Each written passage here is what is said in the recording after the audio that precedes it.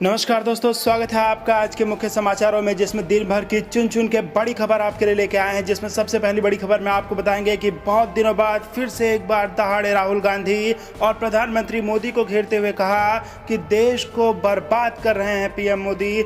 नोटबंदी, जीएसटी और कोरोना महामारी में जो दुर्व्यवस्था है और जो रोजगार का सत्यानाश हुआ है, ये जल्द ही पीएम मोदी की पोल खोल देगा। इसी के साथ दोस्तों खबरों में आपको हम ये भी बताएंगे कि राजस्थान में सरकार बचाने के लिए खुद मैदान में उतर गई हैं सोनिया गांधी। और तीसरी बड़ी खबर में जिक्र होगा कि नीतीश कुमार नौजवानों को रोजगार देने में विफल हो चुके हैं और बिहार के विधानसभा चुनाव में बीजेपी और जेडीयू को बड़ा झटका लग सकता है। तो दोस्तों हर एक खबर की गहराई में आपको ले जाएंगे, लेकिन उससे पहले अगर आप भी ऐसा मानते हैं और राहुल गांधी का समर्थन करते हैं कि पीएम मोदी देश को बर्बाद कर रहे हैं, तो आप अभी इस वीडियो को लाइक कीजिए और इस लाल बटन को दबा के इस चैनल को फ्री में सब्सक्राइब करके घंटी जरूर बजाइएगा और कमेंट में लिखिए जय हिंद। रुक करते हैं बड़ी खबरों की तरफ। राहुल गांधी बोले, मोदी देश को कर रहे बर्बाद। नोटबंदी, जीएसटी, कोरोना महामारी में दुर्व्यवस्था, रोजगार का सत्यानाश। जी हां दोस्तों, कांग्रेस नेता राहुल गांधी ने देश में उत्पन्न मौजूदा परेशानियों को लेकर एक बार फिर केंद्र की मोदी सरकार को घेरा है। उन्होंने ट्वीट कर कहा,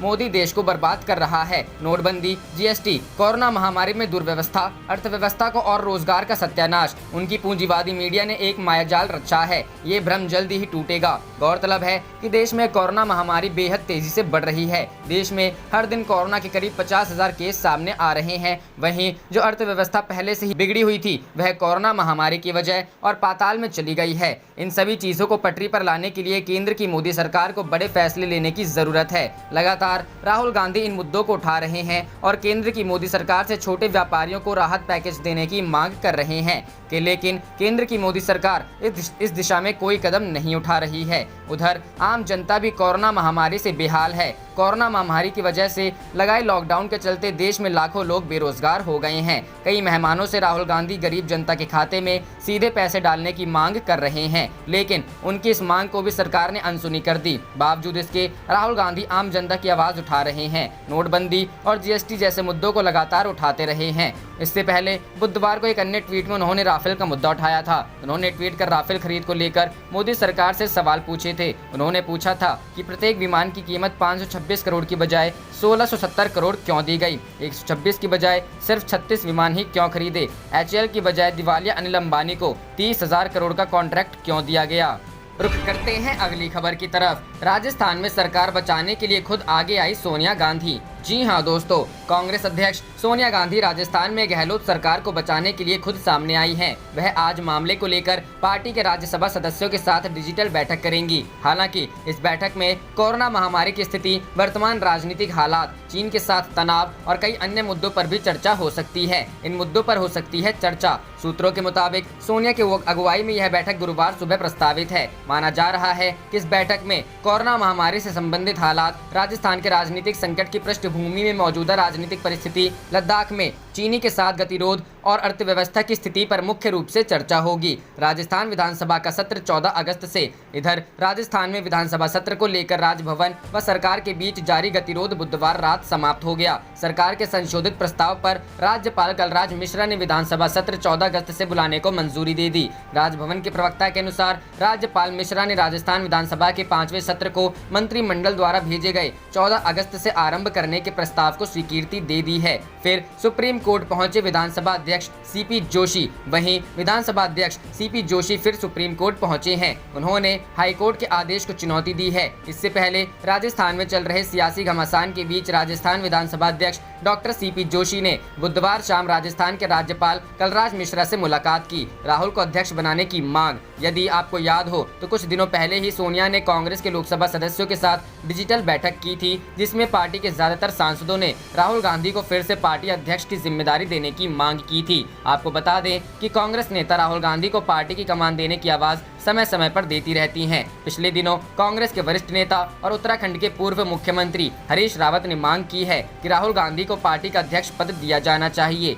रुख करते हैं अगली खबर की तरफ। नीतीश कुमार नौजवानों को रोजगार देने में विफल, 15 साल से युवा है उपेक्षित। जी हां दोस्तों, तेजस्वी यादव ने युवाओं को लेकर नीतीश कुमार को घेरा है। तेजस्वी ने कहा कि युवा किसी भी देश के शक्ति पुंज होते हैं। राष्ट्र या प्रांत की शक्ति उसके युवाओं में शिक्षा, कौशल, स्वास्थ्य और मानसिकता के द्वारा निर्धारित और परिभाषित होती है। बिहार के युवा वर्ग को पिछले 15 वर्षों में जितना उपेक्षित किया गया है वह संभवतः किसी भी राज्य या देश में कभी नहीं किया गया होगा। युवा वर्ग राष्ट्र निर्माण में सकारात्मक भूमिका निभा पाए, इसके लिए 4 चीजों का होना अत्यावश्यक है। उसमें उत्कृष्ट शिक्षण संस्थाएं, रोजगार के अवसर, स्वस्थ अर्थव्यवस्था, सामाजिक सौहार्द व अच्छी कानून व्यवस्था होना चाहिए। और बिहार में ये चारों परिस्थितियां युवाओं के प्रतिकूल है। प्राथमिक शिक्षा से लेकर उच्च शिक्षा तक सब कुछ काम चलाऊ दर्रे पर ढकेल दिया गया है। बिहार के विद्यालयों से विद्या को ही गायब कर दिया गया है। विश्वविद्यालयों में एक भी ऐसा विश्वविद्यालय नहीं रहा जिसकी देश के सर्वश्रेष्ठ 100 संस्थानों में हो सके। कॉलेजों में सत्र का 2 से 4 साल तक के लिए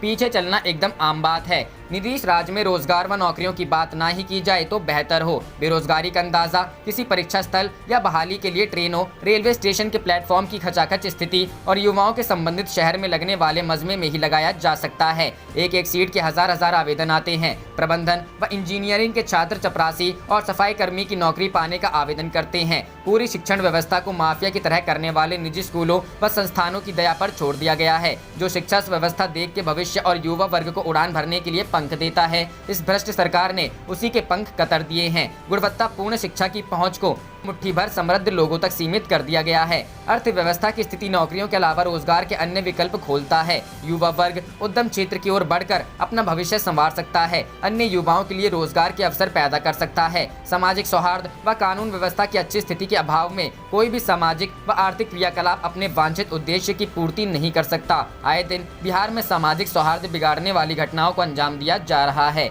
राजनीतिक रोटियां सेकने के लिए सत्ता पक्ष द्वारा ही सामाजिक ध्रुवीकरण को बढ़ावा दिया जा रहा है। कानून व्यवस्था की क्या स्थिति है वह किसी से छुपा नहीं है। अधिकतर मामलों को दर्ज नहीं किए जाने और मीडिया की सरकार द्वारा एडिटिंग के बावजूद अपराध के आंकड़े आसमान छू रहे हैं। ऐसी स्थिति में युवा पूरी सकारात्मकता व एकाग्रता से अपने भविष्य को संवारने की ओर कैसे बढ़ सकता है। युवाओं के नकारात्मक होने, हताश होने या गलत मार्ग पकड़ने की पूरी संभावना है। भला ऐसे में कोई युवा प्रदेश की प्रगति में कैसे अपनी प्रतिभानुसार योगदान दे पाएगा। करते हैं अगली खबर की तरफ। बिहार, तेजस्वी का नीतीश पर निशाना, कहा कुर्सी पर रहने का नैतिक अधिकार नहीं। जी हां दोस्तों, बिहार में बढ़ते कोरोना संक्रमण ने सूबे की स्वास्थ्य व्यवस्था की बखिया उधेड़कर रख दिया है। यही नतीजा है कि विपक्ष आए दिन सत्तारूढ़ दल पर चढ़कर बोल रहा है। नेता प्रतिपक्ष तेजस्वी यादव लगातार मुख्यमंत्री नीतीश कुमार पर ट्वीट के माध्यम से हमला बोलते रहे हैं। बुधवार को तेजस्वी ने कहा है कि गजब माननीय मुख्यमंत्री जी, क्या 4 महीने से आपने इस साधारण और सामान्य सी मानक प्रक्रिया को अपनाने के लिए स्वास्थ्य मंत्री और उसके प्रावधान और उसके प्रधान सचिव को कहा ही नहीं था। अगर इस गंभीर परिदृश्य में 134 दिन अदृश्य रहने के बावजूद भी ऐसा है तो आपको कुर्सी पर रहने का कोई नैतिक अधिकार नहीं है। ज्ञात हो कि मुख्यमंत्री नीतीश कुमार के ट्वीट पर तेजस्वी यादव ने ऐसा जवाब दिया है। मुख्यमंत्री नीतीश कुमार ने ट्वीट कर कहा था कि मैंने स्वास्थ्य विभाग के प्रधान सचिव को कहा है कि अस्पतालों में स्थापित कंट्रोल रूम के माध्यम से भर्ती मरीजों से प्रतिदिन बात कर उनके स्वास्थ्य की स्थिति, दवा की उपलब्धता एवं उनकी समस्याओं के संबंध में जानकारी ली जाए।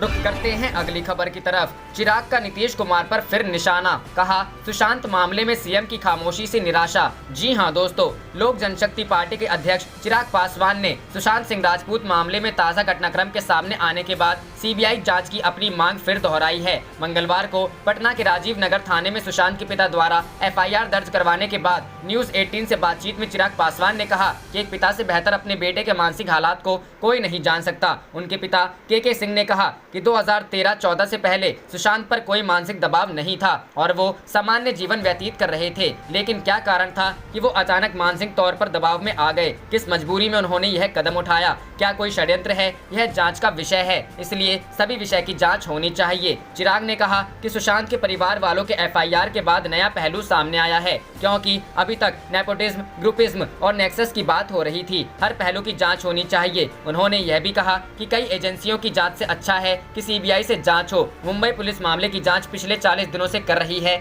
और पटना पुलिस भी अब जांच कर रही है। ऐसे में कई एजेंसियों की जांच से अच्छा है कि केंद्रीय एजेंसी यानी सीबीआई जांच करे, और यह मांग बड़ी आबादी की भी है। करते हैं अगली खबर की तरफ। राफेल पर राजनीति, राहुल गांधी ने सरकार से पूछे सवाल। 526 करोड़ का राफेल 1670 करोड़ में क्यों? जी हां दोस्तों, फ्रांस से उड़ान भरकर बुधवार को राफेल की पहली खेप भारत पहुंच चुकी है। दोपहर करीब 3:15 बजे अत्याधुनिक फाइटर जेट राफेल ने अंबाला एयरबेस पर लैंडिंग की, लेकिन इसको लेकर राजनीति अभी खत्म नहीं हो रही है। कांग्रेस के पूर्व अध्यक्ष राहुल गांधी ने राफेल को लेकर केंद्र की मोदी सरकार पर निशाना साधा है। उन्होंने राफेल को लेकर मोदी सरकार से पूछा कि 526 करोड़ का राफेल 1670 करोड़ का कैसे हो गया। राहुल गांधी ने राफेल के लिए भारतीय वायुसेना को बधाई देते हुए मोदी सरकार से सवाल किए। उन्होंने ट्वीट कर पूछा कि इस बीच केंद्र सरकार जवाब दे सकती है कि राफेल की कीमत 526 करोड़ की बजाय 1670 करोड़ क्यों है? 126 की जगह 36 राफेल क्यों खरीदे गए? दिवालिया हुए अनिल को हाल की जगह 30,000 करोड़ का ठेका क्यों दिया गया? इससे पहले कांग्रेस ने बुधवार को राफेल लड़ाकू विमानों के पहले जत्थे के भारत आने का स्वागत किया और साथ ही यह भी कहा कि हर देशभक्त को यह पूछना चाहिए कि 526 करोड़ रुपए का विमान 1670 करोड़ रुपए में क्यों खरीदा गया। पार्टी के मुख्य प्रवक्ता रणदीप सुरजेवाला ने ट्वीट किया, राफेल का भारत में स्वागत, वायुसेना के जांबाज लड़ाकों को बधाई। उन्होंने कहा, आज हर देशभक्त यह जरूर पूछे कि 526 करोड़ रुपए का एक राफेल अब 1670 करोड़ रुपए में क्यों? 126 राफेल की बजाय 36 राफेल ही क्यों? मेक इन इंडिया के बजाय मेक इन फ्रांस क्यों? 5 साल की देरी क्यों? भारतीय वायुसेना के लिए ऐतिहासिक क्षणों के बीच बुधवार को राफेल लड़ाकू विमानों का पहला जत्था भारत पहुंच गया। फ्रांस से खरीदे गए ये राफेल लड़ाकू विमान अंबाला एयरबेस पर उतरे। रुख करते हैं अगली खबर की तरफ। सुरजेवाला ने राफेल का किया स्वागत, सरकार पर उठाए सवाल, कहा 126 राफेल की बजाय 36 ही क्यों? जी हां दोस्तों, फ्रांस की कंपनी दसॉ द्वारा निर्मित बेहद ही शक्तिशाली लड़ाकू विमान राफेल भारत पहुंच चुके हैं। 5 राफेल विमानों का ग्रुप फ्रांस से करीब 7000 किलोमीटर की यात्रा पूरी कर हरियाणा स्थित अंबाला एयरफोर्स स्टेशन पहुँच गए। अंबाला एयरफोर्स स्टेशन पहुँचने के बाद राफेल विमानों का वाटर सैल्यूट दिया गया। भारत के लिए ये एक ऐतिहासिक दिन है। बुधवार को फ्रांस से 5 राफेल लड़ाकू विमानों ने भारत में लैंड किया। राफेल के भारत पहुंचने पर कांग्रेस ने देश के लिए इसे बड़ी उपलब्धि बताते हुए खुशी जाहिर की और इसका स्वागत भी किया। कांग्रेस नेता रणदीप सुरजेवाला ने भारतीय वायुसेना को राफेल के आगमन पर बधाई दी, लेकिन सरकार पर तंज भी कसा। कांग्रेस नेता रणदीप सुरजेवाला ने केंद्र की मोदी सरकार पर तंज कसते हुए ट्विटर पर लिखा, राफेल का भारत में स्वागत, वायुसेना के जांबाज लड़ाकुओं को बधाई। आज हर देशभक्त ये देश की सरकार से ये सवाल जरूर पूछे, 526 करोड़ का एक राफेल अब 1670 करोड़ में क्यों? 126 राफेल की बजाय 36 से क्यों? मेक इन इंडिया की बजाय मेक इन फ्रांस क्यों? 5 साल की देरी क्यों? रुख करते हैं अगली खबर की तरफ। बीजेपी के वरिष्ठ नेता ने अपनी ही सरकार को घेरा, राज्य की स्वास्थ्य सेवाओं को लेकर उठाए सवाल। जी हां दोस्तों, मध्य प्रदेश के पूर्व मंत्री और जबलपुर की पाटन सीट से बीजेपी विधायक अजय विश्नोई ने मध्य प्रदेश की स्वास्थ्य सेवाओं पर सवाल उठाते हुए अपनी ही सरकार को घेरे में खड़ा कर दिया है। वहीं इस मुद्दे को बिना किसी देरी के लपकते हुए मध्य प्रदेश कांग्रेस के मीडिया कोऑर्डिनेटर नरेंद्र सलूजा ने हाँ में हाँ मिलाते हुए शिवराज सरकार को निशाने पर लिया है। दरअसल बीजेपी के वरिष्ठ नेता अजय विश्नोई ने ट्वीट कर कहा कि सीएम शिवराज सिंह चौहान चिरायू अस्पताल में स्वास्थ्य का लाभ कर रहे हैं। मेरी शुभकामना है कि शीघ्र स्वस्थ होकर वापस लौटें। साथ ही मुख्यमंत्री जी से अनुरोध है, चिरायू अस्पताल में रहते हुए यह भी देखें कि चिरायू में ऐसा क्या है जो हम नो लिमिट बजट और सतत मॉनिटरिंग के बाद भी प्रदेश के एक भी शासकीय मेडिकल कॉलेज 4 माह में नहीं बना पाए। क्यों प्रदेश के सभी वीआईपी चिरायू की शरण में जाने मजबूर हैं? वहीं मध्य प्रदेश कांग्रेस के मीडिया कोऑर्डिनेटर नरेंद्र सलूजा ने भी इस ट्वीट को लेकर पूर्व मंत्री अजय विश्नोई से ठीक सवाल उठाया है। क्या कारण है कि सीएम सहित सारे वीआईपी चिरायू में इलाज करवा रहे हैं? आखिर वहां ऐसा क्या है? क्या कारण है कि 15 वर्ष की भाजपा सरकार में एक भी ऐसा शासकीय अस्पताल नहीं बना? कोरोना से इलाज के लिए एक भी शासकीय मेडिकल अस्पताल तैयार नहीं हुआ। रुख करते हैं अगली खबर की तरफ। सियासी संकट के बीच मुख्यमंत्री गहलोत का बड़ा बयान, कहा राजस्थान में 5 साल तक मजबूती से चलेगी सरकार। जी हां दोस्तों, राजस्थान में सियासी संकट लगातार गहराता जा रहा है। राजनीति के चाणक्य माने जाने वाले मुख्यमंत्री अशोक गहलोत के लिए इस बार का सियासी संकट अधिक कठिन दिखाई दे रहा है। अपने राजनीतिक जीवन में ऐसी कई मुश्किलों से पार आ चुके अशोक गहलोत के लिए इस बार कहीं से भी राहत मिलती नहीं दिख रही है। इस संकट को गहलोत ने समय रहते भांप तो लिया, लेकिन इसे खत्म करने में वह सफल नहीं हो पा रहे हैं। कई प्रयासों के बाद भी उन्हें मन मुताबिक परिणाम मिलते नहीं दिख रहे हैं। हालांकि इन सब के बावजूद मुख्यमंत्री गहलोत डटे हुए हैं। आज नवनियुक्त प्रदेश कांग्रेस अध्यक्ष गोविंद सिंह डोटासरा के पदभार ग्रहण समारोह में अशोक गहलोत ने एक बार फिर कहा कि केंद्र सरकार के सहयोग एवं धन बल की मदद से षड्यंत्र चल रहा है, लेकिन चिंता करने की आवश्यकता नहीं और उनकी सरकार पूरे 5 वर्षों तक मजबूती के साथ चलेगी। गहलोत ने कहा कि विधानसभा बुलाने की मांग तो विपक्ष की ओर से की जाती है, लेकिन प्रदेश में यह मांग सरकार कर रही है।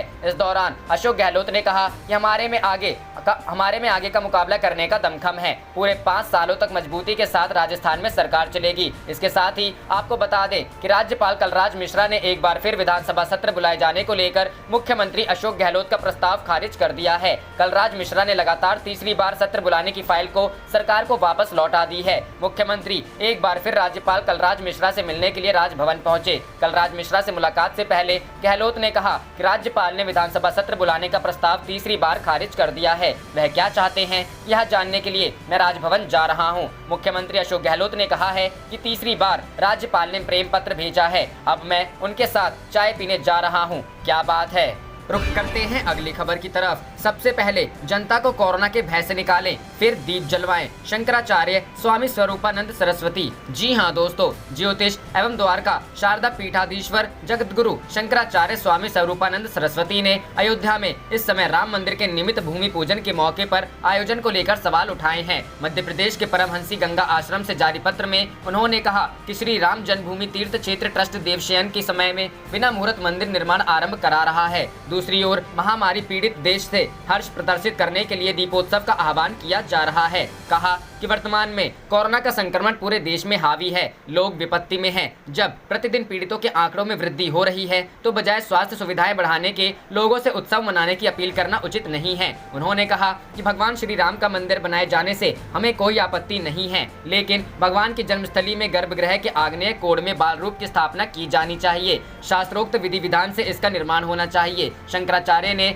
सर्वोच्च न्यायालय में सुनवाई के समय की घटना का स्मरण कराते हुए कहा कि न्यायालय में सुनवाई के दौरान जब सभी न्यायाधीशों द्वारा एक सवर में यह पूछा गया कि श्री राम का जन्मस्थल कहाँ है, तब भारतीय जनता पार्टी या उसके अनुषंगिक संगठन और समर्थक अधिवक्ता आदि जन्मभूमि का सटीक स्थल नहीं बता पाए थे। ऐसे समय में शंकराचार्य जी महाराज ने श्री राम जन्मभूमि पुनरुद्धार समिति की ओर से पक्षकार होने के नाते अपने अधिवक्ता श्री परमेश्वर नाथ मिश्रा एवं सुश्री रंजना अग्निहोत्री के माध्यम से न्यायालय को 300 से अधिक प्रमाणों के साथ यह जानकारी दी थी कि श्री राम की जन्मभूमि इसी स्थल पर है। कोरोना से पीड़ित जनता के स्वास्थ्य की चिंता करते हुए शंकराचार्य ने कहा कि इस समय सरकार का एक ही कर्तव्य है कि वह देश को कोरोना महामारी के संकट से मुक्ति दिलवाएं, हर शहर हर गांव में इलाज की सुविधा उपलब्ध करवाएं, कोरोना संक्रमण से निजात पाने के लिए युद्ध स्तर पर प्रयास करें। इस अति आवश्यक कार्य को न कर मंदिर की बातों से लोगों का ध्यान न भटकाएं। साथ ही कहा कि जिस घर में कोरोना से कोई भी व्यक्ति संक्रमित होगा या मरा होगा वह कैसे दीप जलाकर हर्ष मनाएगा। अतः सबसे पहले कोरोना भगाएं, फिर शुभ मुहूर्त में मंदिर बनवाएं, तो उसके बाद पूरा देश दीप भी जलाएगा और हर्ष भी मनाएगा। करते हैं अगली खबर की तरफ। बड़ी खबर, एनडीए में घमासान तेज, चिराग पासवान ने नीतीश के एजेंडे को खारिज किया, समर्थकों से फिर कहा हर परिस्थिति के लिए तैयार रहें। जी हां दोस्तों, बीजेपी की तमाम कोशिशों के बावजूद बिहार एनडीए में छिड़ा घमासान कम होने के बजाय तेज होता जा रहा है। नीतीश कुमार से बेहद नाराज लोक जनशक्ति पार्टी के अध्यक्ष चिराग पासवान ने एक बार फिर नीतीश के दबाव के सामने नहीं झुकने का खुला ऐलान कर दिया है। अपने समर्थकों के साथ बैठक में चिराग पासवान ने नीतीश कुमार के चुनावी एजेंडे को खारिज कर दिया। चिराग ने अपने समर्थकों को एक बार फिर से कहा है कि वे किसी परिस्थिति के लिए तैयार रहें। दरअसल मंगलवार को ही चिराग पासवान ने अपनी पार्टी के जिला से लेकर प्रदेश स्तर के तमाम नेताओं के साथ वीडियो कॉन्फ्रेंसिंग की थी। एलजेपी के सूत्रों से मिल रही जानकारी के मुताबिक इस बैठक में चिराग पासवान ने नीतीश कुमार के रवैये को लेकर सख्त नाराजगी जाहिर की। चिराग पासवान ने अपने समर्थकों को फिर से कहा कि वे किसी परिस्थिति के लिए तैयार रहें। बिहार में गठबंधन का स्वरूप बदल ही सकता है। दरअसल नीतीश कुमार की पार्टी ने बता दिया है कि इस बार का चुनाव में उसका एजेंडा लालू राबड़ी के 15 साल बनाम नीतीश का 15 साल होगा। चिराग ने अपने समर्थकों के साथ बैठक में इस एजेंडे को खारिज कर दिया। उन्होंने नीतीश का नाम तो नहीं लिया, लेकिन पूछा कि 15 साल बनाम 15 साल का नारा देने वाले बताएं कि बाद के 15 साल में क्या हुआ। क्या नली गली बनाना ही विकास है? अगर बाद के 15 साल में बिहार का विकास हुआ तो शिक्षा के लिए बाहर जाने वाले बिहार के बच्चों की तादाद क्यों लगातार बढ़ती जा रही है? इलाज के लिए बाहर जाने वालों की तादाद क्यों बढ़ती जा रही है? राजस्थान के कोटा जैसे शहर में कई कोचिंग चल रहे हैं, वहाँ पढ़ने वाले बच्चे बिहारी हैं, टीचर बिहारी हैं और कई कोचिंग संचालक भी बिहारी हैं। फिर वे सब बाहर क्यों चले गए? क्यों नहीं पटना बिहार बन गया? रुख करते हैं अगली खबर की तरफ। टीएमसी नेता ने जताई भूमि पूजन पर आपत्ति, कहा पीएम को इस्तीफा दे देना चाहिए। जी हां दोस्तों, अयोध्या में 5 अगस्त को होने वाले राम मंदिर के भूमि पूजन को लेकर तैयारियां जोरों पर हैं। इसके लिए अयोध्या को दुल्हन की तरह सजाया जा रहा है। पीएम मोदी खुद इस आयोजन में शामिल होने वाले हैं, लेकिन कोरोना काल में होने जा रहे इस भव्य कार्यक्रम में पीएम मोदी के शामिल होने पर विपक्ष के कई नेता उन पर जुबानी हमले भी कर रहे हैं। इसी क्रम में टीएमसी नेता इदरिस अली ने कहा कि 5 अगस्त को राम मंदिर भूमि पूजन समारोह में भाग लेने से प्रधानमंत्री नरेंद्र मोदी सरकार द्वारा जारी दिशा निर्देशों का उल्लंघन करेंगे। इस महामारी की स्थिति में सरकार ने एक दिशा निर्देश जारी किया था जिसमें कहा गया था कि किसी भी तरह की सामूहिक भीड़ को अनुमति नहीं दी जाएगी। पूर्व सांसद और टीएमसी नेता इदरिस अली ने कहा, हम हमेशा प्रधानमंत्री के पद का सम्मान करते हैं, लेकिन भारत के प्रधानमंत्री को उनके पद का मूल्य नहीं पता है। आप देख रहे थे आपका अपना चैनल जय हिंद जय भारत।